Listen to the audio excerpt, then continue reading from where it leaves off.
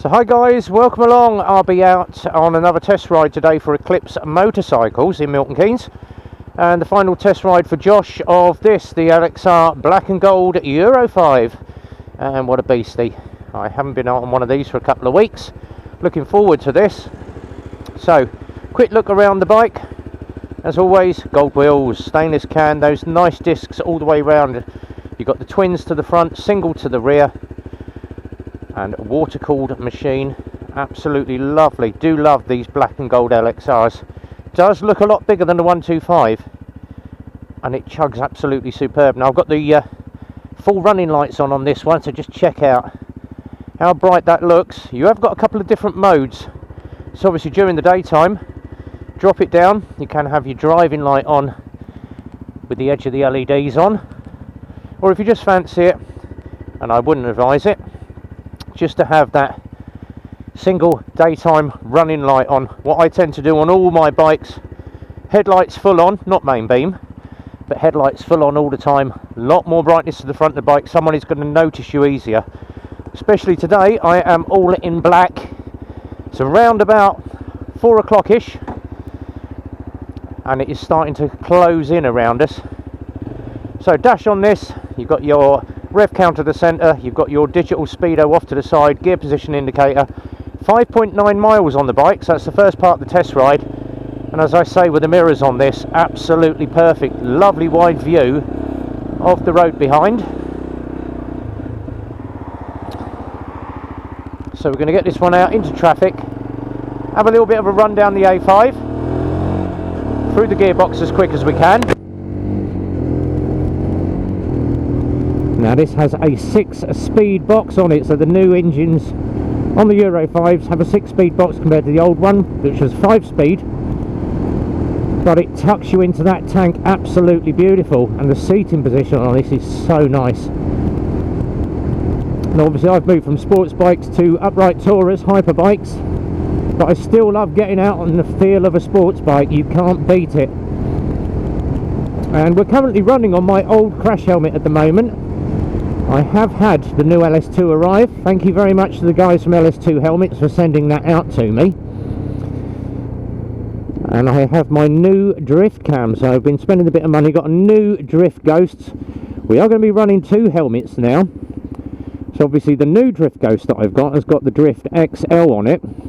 This one is the Ghost S, it's the old one. This camera that is on this crash helmet has hit the road about 4 times when I've gone down. It's been dropped, it's been thrown around, and it still carries on recording. The audio sometimes drops the audio, but that is to be expected from a camera that has been knocked around a lot. But obviously we're going to compare the quality on the new Driftghost on the new LS2. Now my new LS2, I'm waiting for the Cardo to turn up. I've got a Cardo pack torque on it, which means that I can link up my audio and record it all.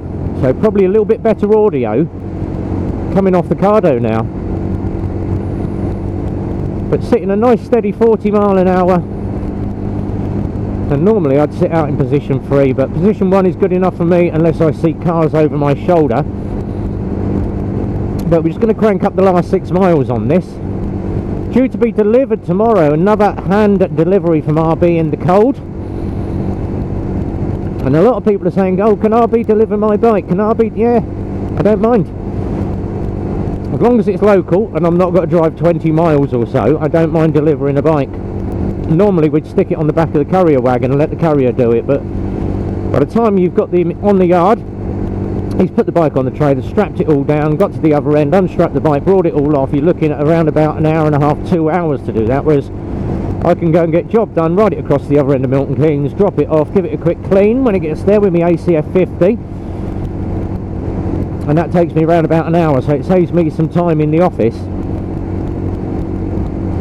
Now fuel, someone has asked about fuel on these. E5 every time. Yes, you can put E10 in them, but they are going to run like a bag of crap basically. E10 fuel, a lot more F&O in it. Has been known to attract water, cause running issues, and also lower your miles per gallon that you get. So for the sake of an extra 3 or 4 pence a litre or whatever it is, It's going to cost you about an extra 20-30 pence a fill. Is it really worth it putting the cheap horrible fuel in when you can go to the local station, BP, Ultimate, Shell V-Power, or even Tesco the Momentum? Nothing wrong with supermarket fuel if you buy the good stuff, but you will find loads of issues, and we've experienced it with E10 fuel, and there's a lot of it on the Lexmoto owners page, people saying, oh, I wouldn't trust E10 fuel, my bike runs like a bag of spanners. And I can vouch for that, because my Kawasaki come in. Now, I have been running it on E5, but putting additives in. Tried a tank of E10, it does run on it, it likes it, but when we went to do the service the other day, it was leaking from the float bowls. Every single seal on the float bowls has rotted. So I've had to have a brand new set of fuel seals on it, all the jets all cleaned up and tightened. She now runs, so that has now got a full service on it, and that is going to be up for sale. Hopefully we're going to do the photo shoot in the next couple of days on that. RB's bike is up for sale. If you are interested, drop me a DM. And as you know, that thing is in pristine condition. It's been loved within an inch of its life. Take that any way you want, but that bike has been meticulously looked after, same as my GTR. So she's doing very, very well. Now obviously Simon GTR 1400 was out the weekend. He got stopped just short of that bridge by the police. Go and look at Simon GTR's video, and it wasn't the fact that he'd done anything wrong, it was the fact that someone had decided to climb over the bridge and wanted to jump onto the road from about 60 foot up. So the whole road was shut for a while, which was obviously why I did not do Super Sausage this weekend. I was just too busy. And I'm also modifying my fence in the garden so that I can get the GTR up home, because at the current time it won't fit down the side of the house, so we're having the fence modified and the gate put on so I can get in. And as we always say on the rides, if you're waiting more than 30 seconds at the lights, drop the bike into neutral and cover your rear brake. I tend to hold rear and front. Doesn't take me long to switch feet, pop it into gear, and we're away. Now obviously some tend to leave it in gear. If you're sitting more than sort of less than 10 seconds or so, leave the damn thing in gear. But if it's going to be a long wait, stick the damn thing in neutral. And that was told to me by the Rosper boys. I'm always used to leaving my bike in gear and just covering the rear brake. No, no, no, no, no, take the bike out of gear. So, horses for courses on that one. Live stream was very good on Friday. Thank you to everybody that came in, or if you're watching the live stream on the rerun, thank you for watching it. We had a blast. I think I was on till just gone 11, so we had about 2.5 hours on that. Simon GTR 1400 took over the stream on his own channel and had Brandon in, and then I believe around about 1 o'clock he jumped over onto Military Biker's channel, so Simon had a complete night of moto vlogging on live streams. And obviously yesterday, if you haven't checked out the YouTube, Ayrshire Vlogger was on, Ayrshire Vlogster. He was joined by Zhead and Lockwood, or the son of Bomb they now call him. Thanks boys, much appreciated, taking the mick out of me for that. I didn't mind. Right, down the outside we go. And I can accelerate a lorry to 41 an hour. Oh dear, what fun. And obviously Exeter Rider was on yesterday as well. We had all these guys in the stream as well, so managed to jump on a couple of live streams on Sunday night, much to the annoyance of the wife when I was meant to be spending time with her, but so is the life of a vlogger. And Exeter was asking, I think it was New Biker, what do we call a collection of vloggers? Because obviously you get a gaggle of geese, a flock of birds. What do you call a collection of bikers? And I said, oh, would it be called a vloggle? Because we all vlog, so would it be a vloggle? Which was quite a good one, he liked that.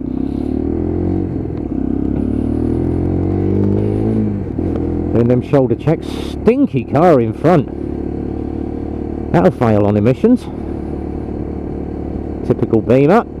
Smoky Joe.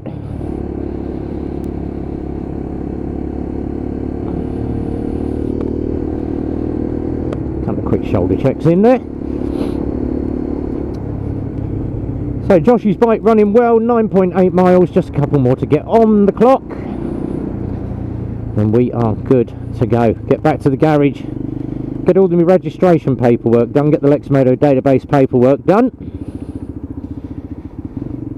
While we're cracking in the last couple of miles,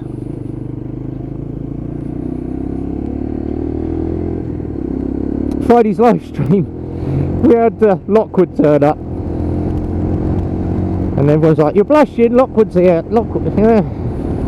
There's not a man crush going on. We are not lovers or anything like that, but I do like what Lockwood does. And people say, why do you like certain bike riders? I do like watching lamb chops. Absolutely love watching lamb chops, love watching Richie Vida. Lockwood is another one that I like. And his camera angles, it's just camera angles, guys. When you watch the camera angle of him flying around on that bike, and as I say, it's literally an extension of his body. Some riders, you'll see them go round the corner, and I can demonstrate an amateur rider very, very easily. Do me left turn here, and I can do it rolling from speed actually. So your amateur, go round the corner, leaning off the bike, bike's bolt upright and he's leaning over. And that is how an amateur would do it. It's like just not connected, not feeling what the bike is doing. And obviously if you go and watch Simon GTR 1400 when he rides his, he is so connected to that bike, it's like an extension of his body. And the same with Lockwood. Look at Lockwood's riding angles, look at his position on the bike.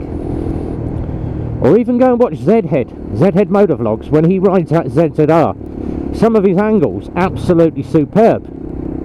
And they throw them bikes around as if it's an extension of their body. They know what the bike's going to do. They know how the tyres feel. And the same with me. Unfortunately, I've only got the one camera on the helmet for test rides, but I do take the GTR out. I do sort of bang some camera angles up.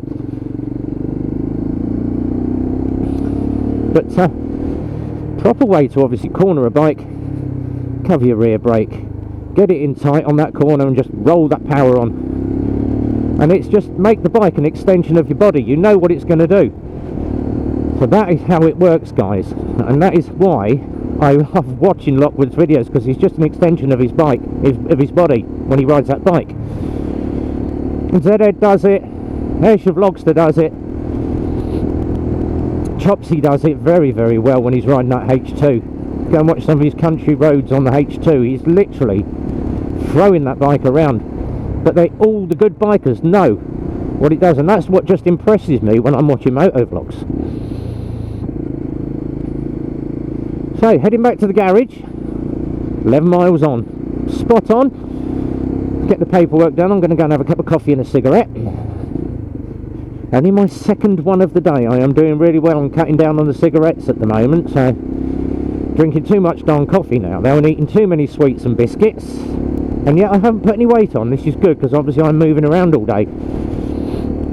If you enjoyed the video though, and I'm sure Josh will, watching his bike being ridden while I waffle on, hit the like, subscribe, leave a comment, all the obligatories that you would do. Another test ride to do tomorrow. Thank you for going on my side of the road. Numpty car driver, Audi, AUDI, arseholes usually drive it. And who's parked across my yard?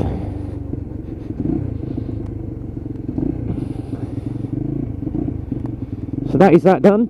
Another vlog done, and until next time, be well, ride safe. It's a big goodbye from me.